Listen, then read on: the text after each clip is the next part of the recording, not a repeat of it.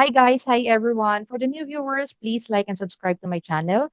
And our topic for today is about PWD discrimination. Specifically sa person with non-physical disabilities katulad ko. Ayun. Yung mga ikukwento ko sa inyo guys is based on my personal experiences. Okay? Ang story ko sa inyo is about sa isang mall parking siya. Puno lahat ng parking slots. So, the only parking slot na nakita ko na available na nag-iisa is the PWD parking. Guys, hindi ko kasi ginagamit yung privilege ko for that reason or if not necessary.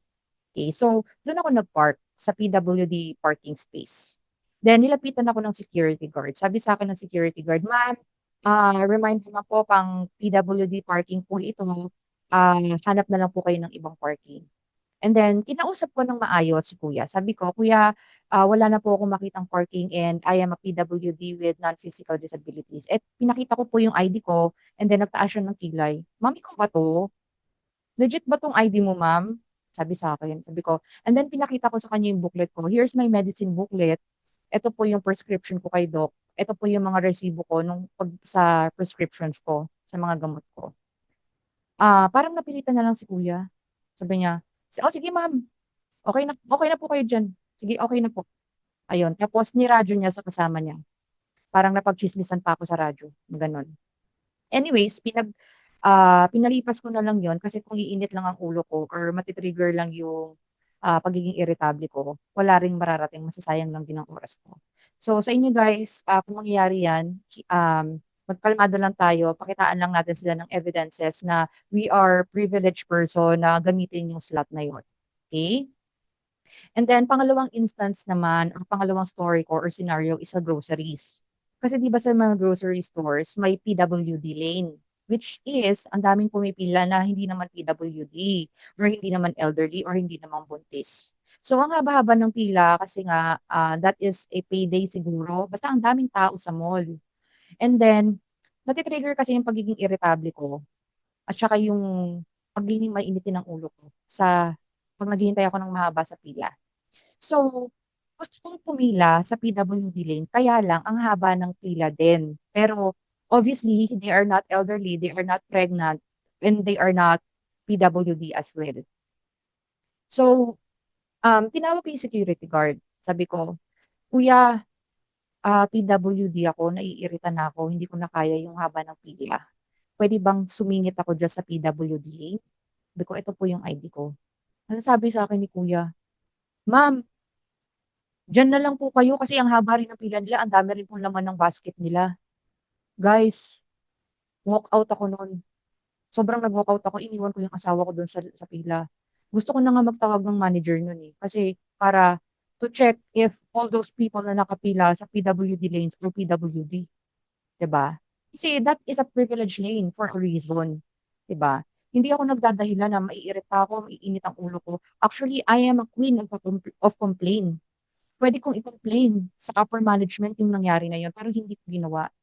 Since kinausap ko ng maayos si kuya, pinakitaan ko siya ng ID and sorts of stuff like that, na PWD talaga ako at hindi siya nakinig sa'kin, dinahilan lang niya sa'kin is, "Ma'am, mahaba rin ang pila, hindi kayo puwedeng sumingit kasi ang dami rin nilang laman ng cart nila." Guys, walkout talaga ako no'n, iniwan ko yung asawa ko, sabi ko, "Be, ikaw na bahala diyan, naiinis ako." Kasi 'pag hindi ako umalis do'n guys, sigurado upper management agad ang complain na 'yan. Gano'n ako 'pag nati-trigger ako ng pagiging iritable ko.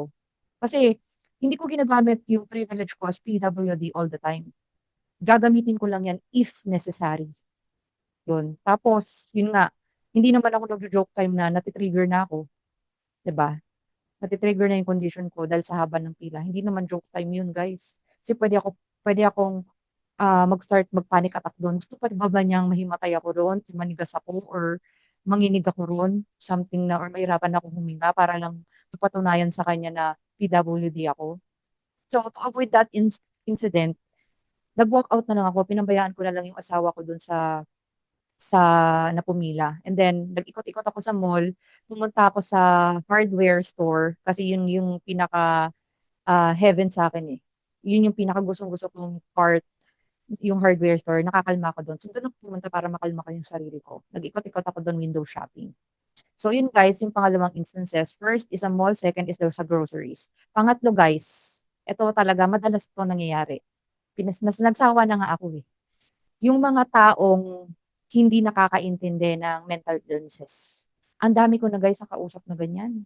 Yung iba sinasabi nila, "Ay may depression din ako," pero bullshit yung mga nagsu-suicide na yan, yung mga ganyan. Tumatahimik na lang ako guys, hindi na ako nakikipag-debate sa kanila or having conversation with them na kung ano yung paniniwala nila. May nakausap din ako na pinaliwanag ko sa kanya yung conditions ko. Kasi nga, it is a certain organization na naapektuhan na yung performance ko. So, pinaliwanag ko sa kanya yung condition ko. Sabi ko, hindi niya naintindihan. Akala niya tinatamad lang ako. Akala lang niya ayaw ko lang lumabas sa bahay, tinatamad. Parang ganun yung gusto niyang palabasin.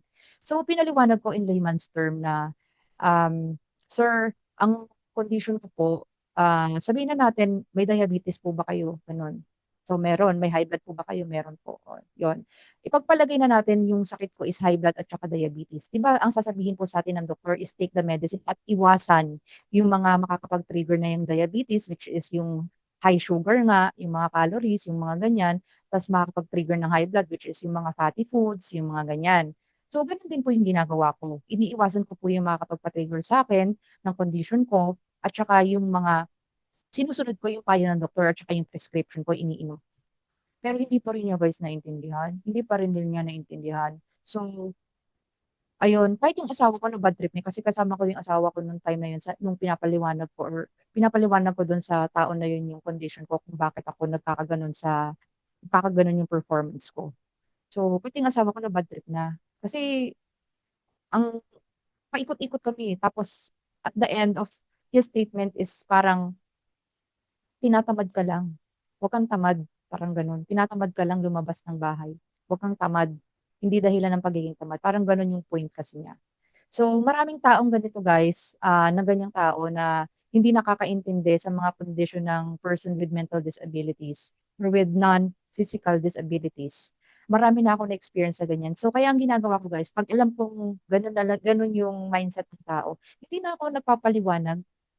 Oo na lang ako or something na ngingitian ko na lang sila or something na gano'n. I-a-acknowledge ko na lang sila para tumigil sila.